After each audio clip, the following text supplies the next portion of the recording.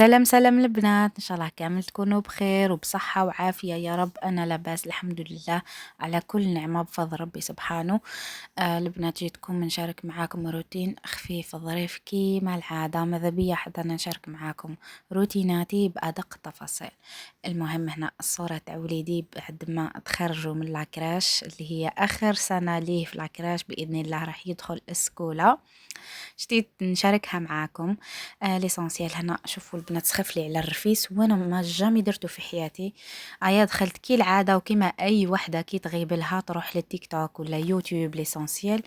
رحت لقيت هذا لاغوسيت تاع كونتيتي صغيره برك وكانت واحده السخانه ما نحكي لكمش واحده السخانه. نورمالمون الجزائر كلها على بالها بالحرائق اللي صارت في قالما ونديري راكي واقفه تحت النار. ما هكاك وقلت خلي نديرها باسكو كان ساخف عليه وان بليس كان مريض وما باليش نحسه كي ولدي كي يكون مريض ويسخف على حاجه ما نحبش نخليها له في قلبه. قلت لا غير ندير مالغري ما نعرفش نديرو خلي برك نتعلم. كما شفتو درتو بسستو كما شفتوني ليسونسيال. خلطته وفرات المهم كما خرج هذاك هو وقصيته ما يهمش كيف ما تقصوه المهم.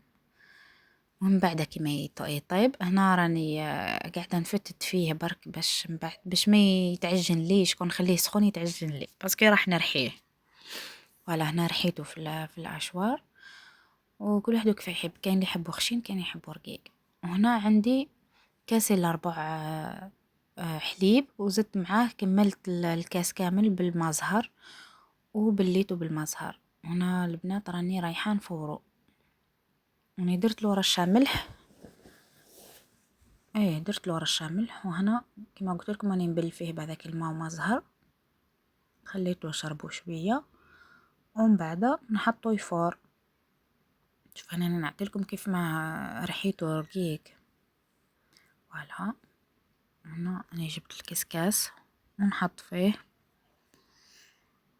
يعني جاني قيس كسكاس برك ما جاتنيش كونتيتي كبيره كما شفتوا هي قرصه واحده برك بصح ولا غير كليت وذوقت معايا معلياش.